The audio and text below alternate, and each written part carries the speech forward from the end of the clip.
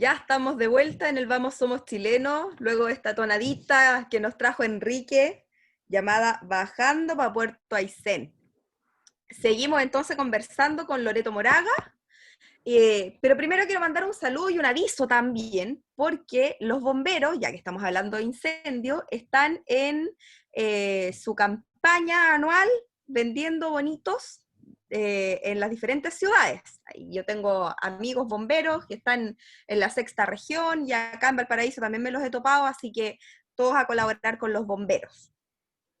Loreto, quería preguntarte sobre, ya que hablamos de satélites y de bajada de datos y todas estas cosas que son siempre súper interesantes, sobre cómo impactan y cómo se utilizan y cómo se ve en Chile también la perspectiva del uso de estas aeronaves no pilotadas, ya que tú hiciste la diferencia en el bloque anterior, de los drones y otro tipo de, que tienen diferentes dimensiones también. Hay unos drones que son unas cosas que ya están para ponerle un niñito encima y sacarlo a pasear.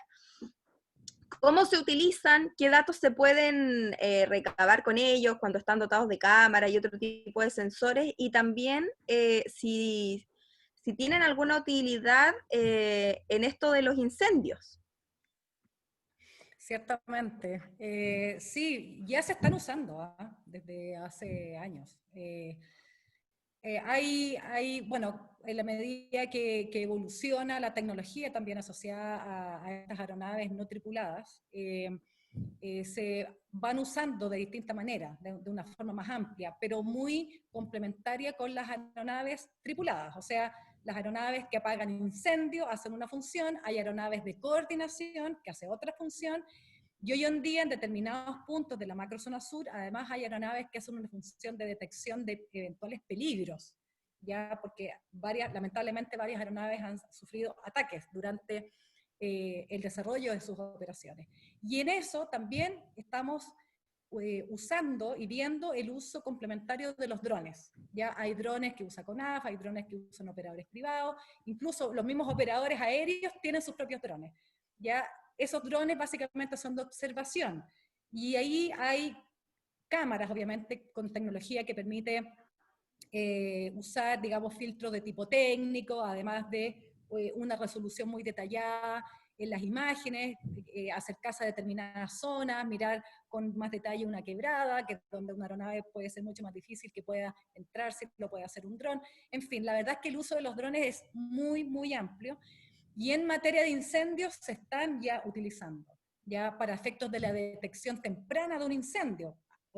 Tradicionalmente los incendios se detectan porque había como un observador, digamos, en medio del bosque, una persona subida, digamos, como a una construcción así muy alta que estaba mirando con binoculares. Hoy en día eso es un dron. ¿Ya? Eso ya pasó a ser reemplazado por esta otra tecnología. Y por lo tanto, en la detección temprana están los drones. En el desarrollo del incendio están los drones también. Ya en la revisión posterior a un incendio están también los drones, porque pueden haber ahí focos que se puedan reactivar. Entonces, en esa revisión, en ese barrido que hay que hacer posterior al incendio también. O sea, el uso es muy amplio, específica en esta materia, pero en otras, donde hay medios aéreos involucrados, los drones han pasado a ser parte de esta cadena de servicios, ya como un servicio complementario. Y por eso es que muchos operadores de helicópteros, por ejemplo, ya tienen un área de drones. Es algo que se va a hacer y se va a integrar. De hecho, incluso a nivel de asociación estamos pensando que deberíamos ser alas rotatorias y no helicópteros versus drones por separado, porque son tecnologías que terminan entrelazándose. ¿Ya? O sea, hoy en día ya hay pruebas de helicópteros de tamaño normal que son drones, que son pilotados de manera remota, ¿ya? Y que pueden perfectamente llevar a alguien. Y la proyección es que ya fuera del tema de incendios, pero dentro de la ciudad, el traslado de personas y de carga urbana, ya a puntos dentro de una ciudad, se va a hacer con vehículos de alas rotatorias. ¿Ya? Entonces, la proyección de los drones en incendios es mucha, y fuera de los incendios en otras operaciones aéreas ciertamente que es enorme. O sea, tú puedes de repente pedir un Uber y te va a llegar un drone.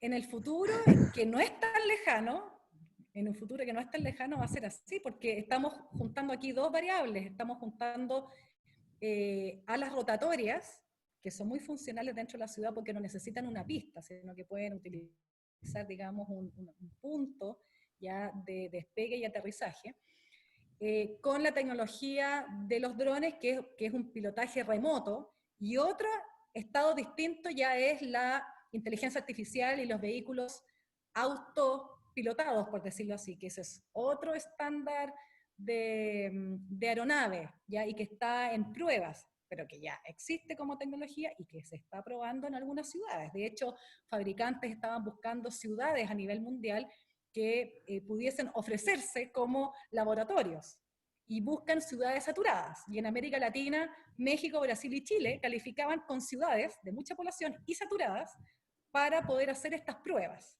¿Ya? Actualmente se están haciendo, ya en México se están haciendo estas pruebas, y nosotros como asociación hemos empujado mucho este tema con la autoridad, promoviendo de que existe una revisión incluso de la institucionalidad aeronáutica con miras a que haya en el futuro mayor integración de las políticas públicas ya en torno a las aeronaves de alas rotatorias dentro de las ciudades, ya para usos urbanos, de transporte de personas o de cargas. O sea, en vez de que llegue, digamos, una encomienda por una red de distribución por tierra, por una camioneta, y gente que se baja y te entrega la caja, etcétera, ya en muchas ciudades de países desarrollados se están utilizando drones. O sea, Amazon, de frentón, digamos, citando la marca, pero ya tiene un sistema de logística donde usa drones para dejar determinadas cargas, y eso es algo que no va a tomar muchos años que suceda acá, y son aeronaves que tienen que estar reguladas, que tienen que tener una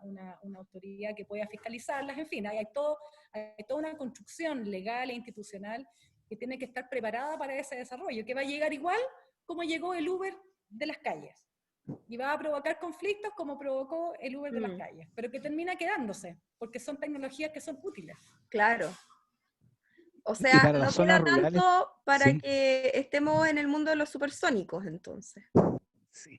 Ahora, yo estaba pensando que en las áreas rurales también debe ser bastante interesante esta aplicación. Por ejemplo, la señora que pidió un repuesto para el tractor y que se lo vaya a dejar un drone en vez de tener que hacer el viaje por una zona muy intrincada. Por ejemplo, estoy pensando en Villa O'Higgins, en lugares de La Pampa muy desolados, en que la gente puede estar conectada por estos medios. ¿No? Sí, ciertamente, para dejar remedios, por ejemplo. O sea, Ah, pensando en claro. necesidades que son más elementales, claro. O sea, cuando hay, por ejemplo, un terremoto, un derrumbe, o por ejemplo un incendio, ¿ya? Y puedes no ser seguro todavía que entren los brigadistas a un determinado lugar, porque puede haber mucho humo, porque puede estar activo el incendio, lo primero que mandas es un dron. Mandas un dron, haces una primera incursión, digamos, evalúas, y luego entran las personas.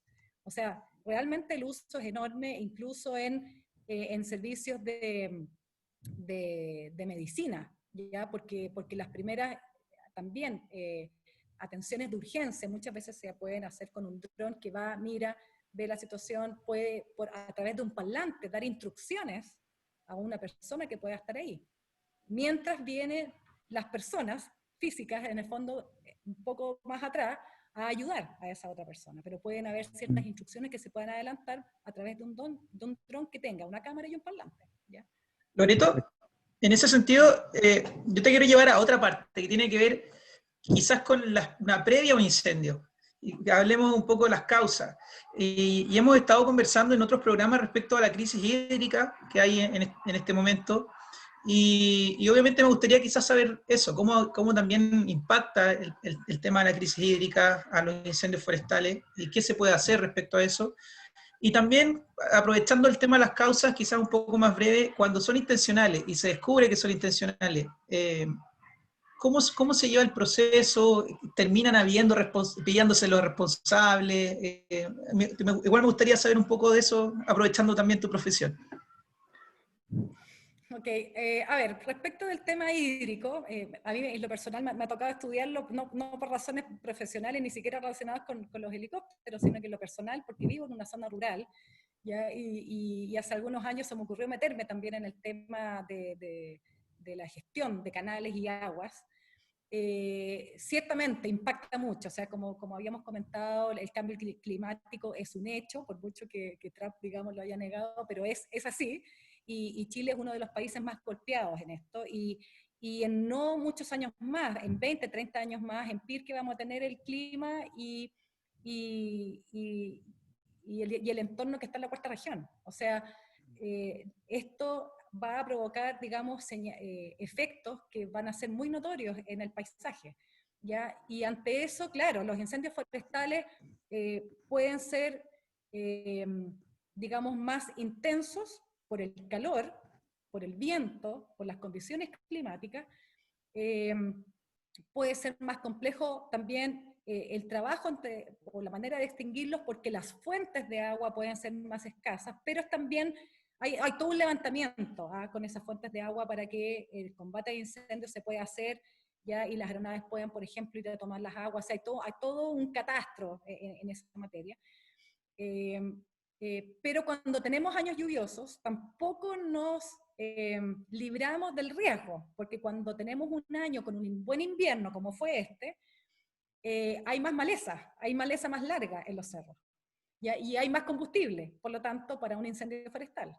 El año 2017, que fue el incendio grande que tuvimos aquí en Pirque, fue un año que vino después de un invierno bastante bueno, en que hubo muy buenas lluvias, nieve, pero claro, había una maleza enorme y que en el verano siempre va a estar seca, y por lo tanto el combustible fue muchísimo para que ese incendio se propagara en muy pocas horas, de manera muy, muy, muy intensa.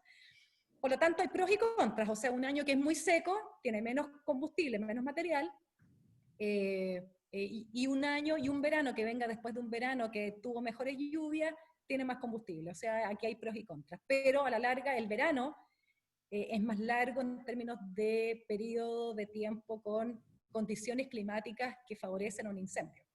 ¿Ya? Por ese lado nos pega. Y la escasez hídrica es un factor porque también afecta a las fuentes de agua que están, digamos, a mano para efectos de combatir el incendio. ¿Ya? Ahora luego me hiciste una segunda pregunta que tiene que ver más bien con cómo reacciona el sistema policial y penal. Entiendo que por ahí va la inquietud respecto de los incendios que son provocados y que son más del 90% por los datos que tiene la autoridad. Y eso, claro, sabemos que lo que sucede en la práctica es que, como esto sucede en lugares que son súper remotos, el incendio forestal no parte en medio de una ciudad que tiene cámaras por todos lados, sino que esto parte en un cerro, en lugares súper despoblados, súper perdidos. Entonces los medios de prueba para poder vincular, digamos, a alguien responsable son muy difíciles. Y ciertamente todas las querellas parten siempre de la misma manera, contra quienes resulten responsables. Y una investigación así, que yo sepa, ha llegado muy pocas veces a resultados concretos, ¿ya? Y cuando llegan es algo que sale en la prensa, ¿ya? Porque es escaso, porque es difícil, ¿ya? En la experiencia que yo puedo transmitir, que sí tengo más cerca, porque yo no soy penalista en lo personal, entonces no podría decir, digamos, con conocimiento absoluto, digamos, qué ha pasado con todas esas querellas, pero sí lo que hemos conversado con muchos operadores aéreos es que cuando han habido querellas por ataques a las aeronaves, por ataques cuando están en vuelo, les han disparado, o cuando están en las bases que les han quemado, esas querellas se presentan contra quienes resultan responsables y la verdad es que han llegado a nada. O sea, hasta ahora los operadores, ninguno me ha transmitido de que haya habido un proceso judicial, una investigación penal que haya derivado en una formalización y después en un juicio. Quizá lo ha habido, pero no por lo menos de los operadores que son miembros de nuestra asociación. Ya puede que en esto esté omitiendo algún caso en particular, pero ya en general, como sucede en el origen del incendio mismo, también sucede en los ataques a las aeronaves, es muy difícil ya contar con los medios de prueba fehacientes que permitan imputar la responsabilidad a alguien en un delito tan delicado como es el delito de incendio. Hay mucha dificultad al respecto. Por lo tanto, la prevención es lo más importante y atacar al incendio desde su origen es muy importante para evitar que se propague. Ese es el objetivo. Hay que atacarlo a tiempo. Así Sí, es. parece increíble pensar que gente esté decidida a atacar una aeronave que está apagando un incendio. Es como dispararle una ambulancia, digamos. En realidad no tienen ninguna lógica y esperamos que esos actos de violencia tiendan a desaparecer. A mí se me ocurre también que debe haber un problema importante en Chile respecto de otros países porque tenemos nuestra orografía que es tan especial, con tantas quebradas y cerros. Ahí tiene que haber un manejo muy delicado o muy cuidadoso, mejor dicho, para ver qué tipo de aeronave usar, porque de repente los alas fijas no se pueden meter en las quebradas, como tú decías, y hay que usar a la rotatoria, a lo mejor tripulada, no tripulada. Yo creo que ahora estos nuevos elementos permiten tener un menú más amplio para escoger cuál es el, el aeronave más adecuada para utilizar en cada caso. Eh, yo creo que es importante tener esta variedad de elementos y enfrentar, yo creo, el tema de que tú lo mencionaste al principio y que no lo hemos tocado sobre la parte comercial, digamos. Eh, los costos que tiene traer de repente elementos que son muy disputados a nivel mundial. ¿Cómo andarán los precios para esta temporada? Sí, bueno, a ver, se ha aprendido mucho, ciertamente, respecto de usar bien los recursos aéreos y elegir qué recursos es el apropiado dependiendo de la geografía, de las características del incendio. Ya en el año 2017 tuvimos, por esta colaboración internacional, por donaciones de fundaciones, etcétera, una gran cantidad de aeronaves, algunas muy espectaculares, muy llamativas, como el caso del supertanker, por ejemplo, ya, pero que con el tiempo fueron midiéndose en sus resultados, ya por ya una labor más técnica, y ver efectivamente cuál es la eficiencia que tiene un supertanque, por ejemplo, con respecto o en comparación a un helicóptero pesado. Cuando digo helicóptero pesado, acá me refiero a básicamente tres categorías. Hay helicópteros que son livianos, ya que son aeronaves monomotores, básicamente, que tienen capacidad de llevar agua en un Bambi bucket, que son como estos canastitos que cuelgan, o en un estanque ventricular, generalmente asociado a las aeronaves medianas, que tienen cierta capacidad de agua.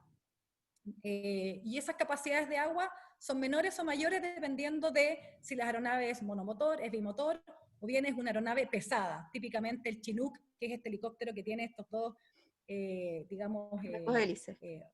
dos hélices Sí, grandes, ya muy notorios, y también el Skytrain, que es uno que parece como un bicho que tiene, digamos, y que es muy, muy grande y que puede llevar un estanque enorme. O sea, estamos hablando de toneladas de agua que pueden llevar estas aeronaves, ¿ya? Y que pueden lanzar de manera muy precisa. Entonces ahí, ¿qué evaluación ha hecho la autoridad?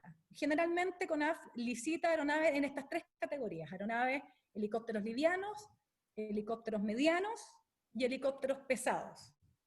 Los helicópteros pesados no eran muy comunes en Chile hasta el año 2017, en que tuvimos estos mega incendios. Y tuvimos estos grandes aeronaves de ala fija, como el supertanque, que pasaban y lanzaban una enorme cantidad de agua, muchas toneladas de agua. Pero esa agua la tenían que lanzar muy alto, porque las aeronaves de ese tamaño, obviamente, que no pueden hacer un vuelo rasante muy bajo. Por lo tanto, no eran muy precisas para lanzar ya en el punto en que fuese técnicamente más adecuado desde el punto de vista del combate del incendio. Entonces, no son tan eficientes a la larga como puede ser un helicóptero pesado que lleva ya menos agua que un supertanker, pero que lo puede lanzar de manera súper, súper precisa. Entonces ahí la conclusión hasta ahora, tanto de las forestales como de CONAF, ha sido apostar por helicópteros pesados, ya que llevan, digamos, por estos estanques ventriculares o por los Bambi bucket, cargas de agua de 8.000 litros o más. Es bastante, y ahí la coordinación es muy importante para que no exista ningún brigadista abajo, porque ustedes se pueden imaginar lo que es, digamos, estos kilos de agua lanzada que puede caer sobre personas. O sea, pueden haber accidentes fatales en esto, ¿eh? De verdad. Pero ahí se ha aprendido mucho sobre eficiencia por tipo de aeronaves. Aeronaves livianas, por ejemplo, funcionan en carrusel, lanzan menos cantidad o volumen de agua, pero varias aeronaves en una Uno función de detrás del otro, carrusel sí. van lanzando uno tras de otro, uno La tras de hemos otro. visto actuar acá en Valparaíso.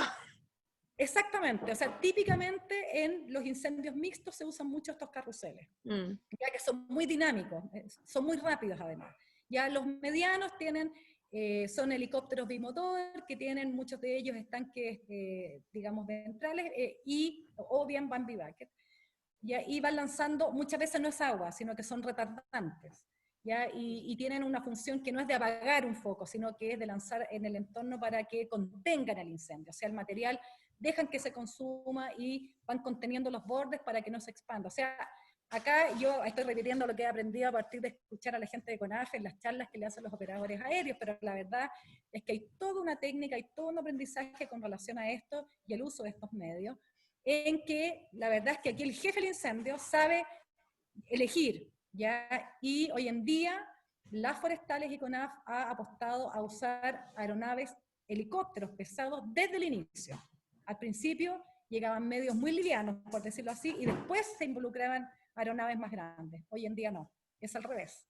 Se están involucrando las aeronaves pesadas al inicio del incendio para evitar que se propague.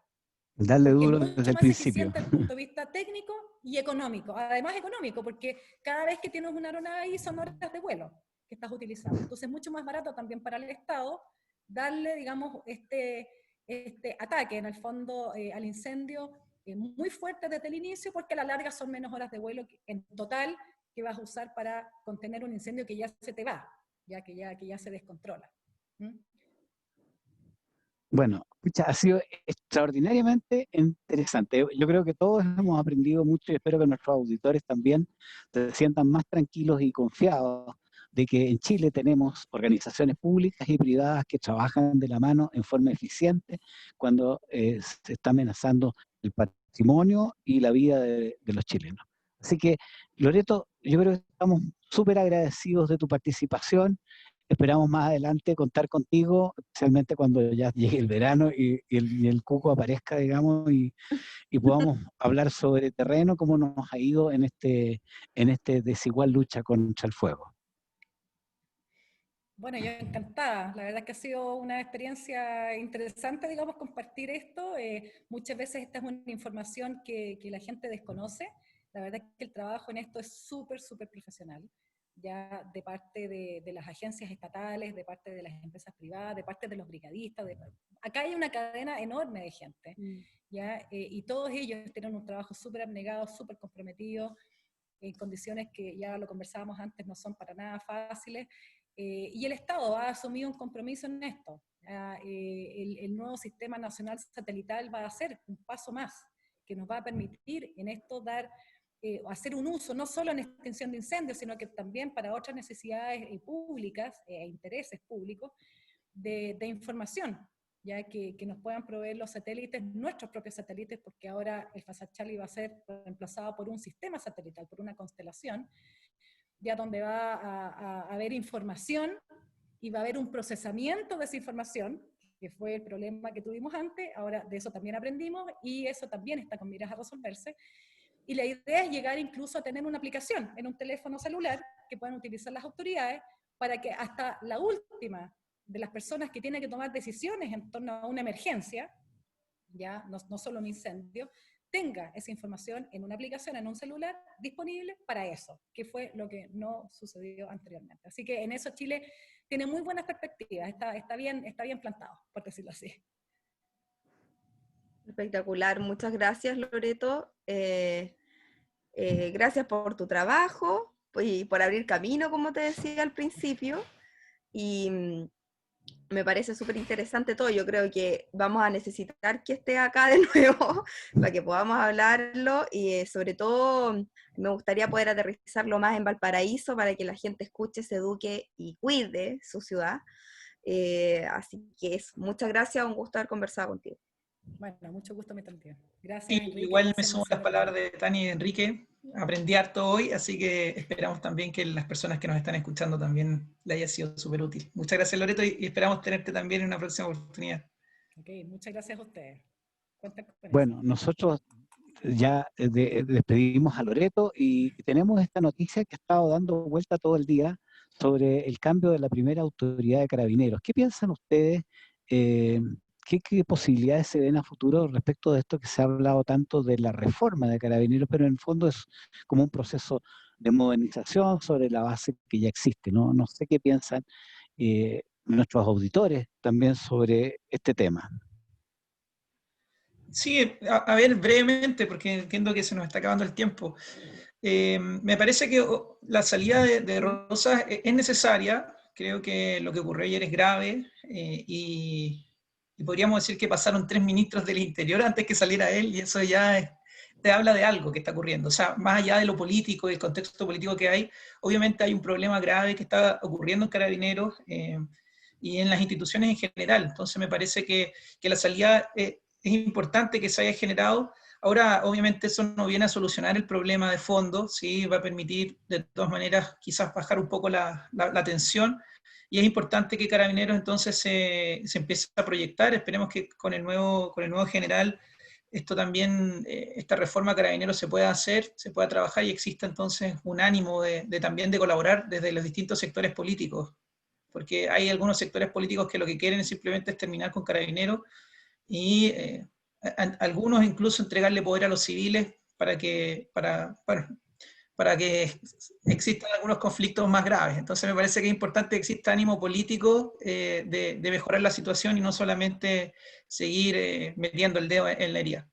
Sí, yo Sí, creo que tienes toda la de razón, acuerdo. especialmente porque este general que llega tiene mucha experiencia en aplicación estadística al control policial.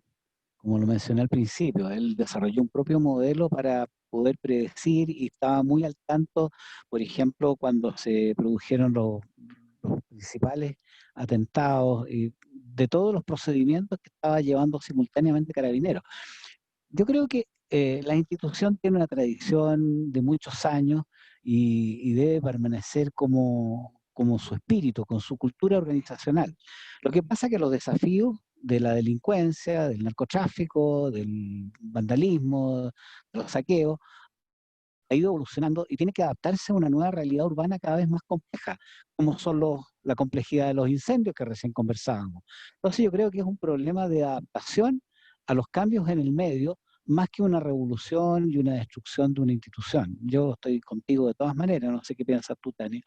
Sí, de todas formas, o sea, comparto lo que han dicho los dos. Yo creo que aquí se trata de ir viendo cómo se adapta a los cambios, cómo este liderazgo nuevo genera este liderazgo adaptativo que es necesario en este momento. Y refuerzo también la idea de ustedes dos de que aquí no se trata de terminar con Carabineros. Yo creo que le va a hacer muy bien, espero que sea así, vamos a estar observando esta impronta más de terreno, como con otra mirada, que abra puertas y ventanas dentro de la institución y de la mano de todos los cambios que van a venir en Chile este próximo año, tengamos una institución que termine fortaleciéndose y no debilitándose. Ya cerrando el programa, y ya que tengo el micrófono abierto yo, me voy a tomar para invitar a todos los amigos que nos están escuchando a meterse a la página de Fundación EMA, que es una fundación que trabaja con mujeres madres que tienen vulnerabilidades sociales para sacarlas adelante, empoderándolas para que ellas sigan adelante con sus familias, principalmente con sus hijos, porque tiene la convicción de que la mejor forma y la forma más eficiente de sacar adelante a la infancia es apoyando a las mujeres, a las mamás. Así que ellos están en captación de socios, pueden meterse en Facebook, en Twitter, en Instagram, son Fundación EMA. Ya todos invitados ahí a apoyar a esas mamás con sus hijos. Bueno, será entonces hasta el próximo jueves y que le vaya muy bien a Fundación EMA, ¿no es cierto? Bueno, Marcelo, Tania, un abrazo y a nuestros Muy bien, auditores los mejores deseos para este fin de semana. que estén muy bien todos. Chao, chao.